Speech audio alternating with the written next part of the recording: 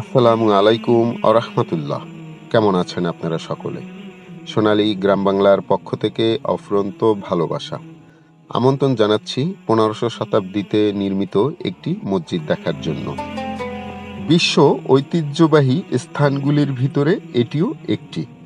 সুলতানি আমলে নির্মিত, এটির স্থাপিত করেছিলেন খান জাহান আলী। মসজিদটি আমরা ৬০ গম্বুজ নামে চিনি, কিন্তু এটির নামকরণ নিয়ে বেশ মতভেদ রয়েছে। 1500 শতাব্দীতে নির্মিত এই মসজিদ ছাদবিহীন, রডবিহীন। এটি গম্বুজের ধারায় পুরো মসজিদের ছাদ ডিজাইন করা হয়েছে। চলুন শুরু করা যাক।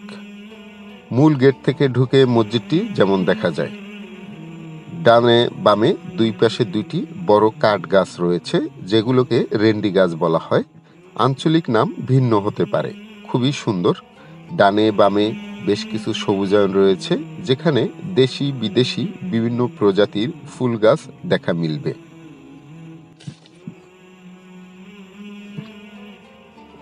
দূর দূরান্ত থেকে মোটামুটি দর্শনার্থী এখানে আসে, যেহেতু ঐতিহ্যবাহী একটি মসজিদ, বেশ পুরনো।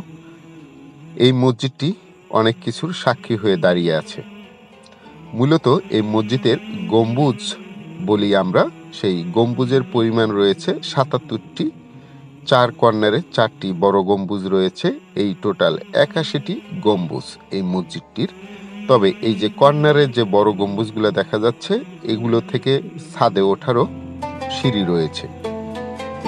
সুলতানি আমলে নির্মিত এই মসজিদটি আনুমানিক ১৩৫২ থেকে ১৫৭৬-এর মাঝামাঝি মসজিদটি নির্মাণ করা হয়েছে। যখন এই মসজিদটি নির্মাণ করা হয়েছে, খুব একটা সহজ কাজ ছিল না। মসজিদ নির্মাণের মূল উপকরণ ছিল পাথর, ইট, মাটি ও চুন ইত্যাদি। মসজিদের উত্তর দক্ষিণে চওড়ায় রয়েছে ১৬০ ফুটের মতন। মসজিদের পূর্ব পশ্চিমে লম্বায় রয়েছে ১০৪ ফুটের মতন। মসজিদটির প্রত্যেকটি ওয়ালের চওড়ার পরিমাণ প্রায় ৮.৫ ফিট করে। মসজিদটি বাহির থেকে দেখে বেশ ভালো লাগে। আপনি যখন মসজিদের ভিতরে ঢুকবেন, তখন আপনার কাছে মনে হবে যে আপনি কোনো একটি সুলতানি আমলের স্থাপনার ভিতরে প্রবেশ করেছেন। এই মসজিদের যে ওয়ালগুলো, সেগুলো অনেক চওড়া। মসজিদের এই যে পিলারগুলো দেখতে পাচ্ছেন, প্রত্যেকটি পিলার পাথরের। যেহেতু এই মসজিদের ছাদকে গম্বুজে রূপান্তরিত করেছে, তো দেখতেই পাচ্ছেন এগুলো হলো গম্বুজ। আমরা যে মেঝে বা ফ্লোর দেখতে পাচ্ছি, এখানে কত গুণী ব্যক্তিদের আনাগোনা ছিল সেটা ধারণাই করতে পারছি আমরা। তবে এই মসজিদের যে পিলারগুলো দেখছি, এই পিলারগুলো কিন্তু পুরোটাই পাথরের। আর এখন যেটা দেখা যাচ্ছে, এটা হলো মসজিদের মূল মেম্বার। এখানে কত গুণী ব্যক্তিরা ইমামতি করেছেন আল্লাহ মালুম। যেহেতু এটা সুলতানি আমলে নির্মিত, এখানকার সেই আগেকার দিনেরই নকশা যতটুকু রয়েছে সেটা ধরে রাখার চেষ্টা করেছে। এই মসজিদে জামাতের সঙ্গে ৫ ওয়াক্ত নামাজ আদায় করা হয়।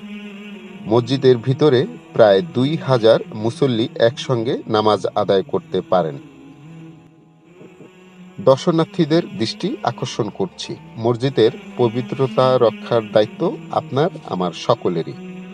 যাই হোক, এখানে ছোট যারা স্টুডেন্ট তাদের জন্য ১০ টাকা ফি, আর বড়দের জন্য ৩০ টাকা, বিদেশিদের জন্য ২০০ টাকা। একই টিকিটে আপনি দেখতে পাবেন এখানকার ঐতিহ্যবাহী ঘোড়ার দিঘি, রয়েছে বাগেরহাট জাদুঘর ও এই মসজিদ। আমরা সকলেই অবগত, জন্মাইলে মরিতে হবে। দিন শেষে আমরা কেহ একটি নিঃশ্বাসের মালিক নয়, কিন্তু এই মায়াজাল আমাদেরকে সেখান থেকে বের হতে দেয় না। পৃথিবীতে অনেক কিছুই রয়েছে যেগুলো আমরা ভোগ করতে পারবো, কিন্তু পৃথিবীর থেকে কিছু নিয়ে যেতে পারবো না। তাই পৃথিবীতে এমন কিছু সৃষ্টি রেখে যাও, যার কারণে এই পৃথিবীর মানুষ, পরবর্তী প্রজন্ম আমাদেরকে মনে রাখবে। দিন শেষে আমাদের প্রত্যেকেরই ভালো কিছু সোশ্যাল কাজের সাথে নিজেদেরকে জড়িত রাখা উচিত। দিন শেষে আমি বলবো, যেখানে একটু ফাঁকা জায়গা সেখানেই দুটো একটি করে বনযোগ ফলযোগ ওষুধি গাছ লাগাবেন। আজকে তাহলে এ পর্যন্তই।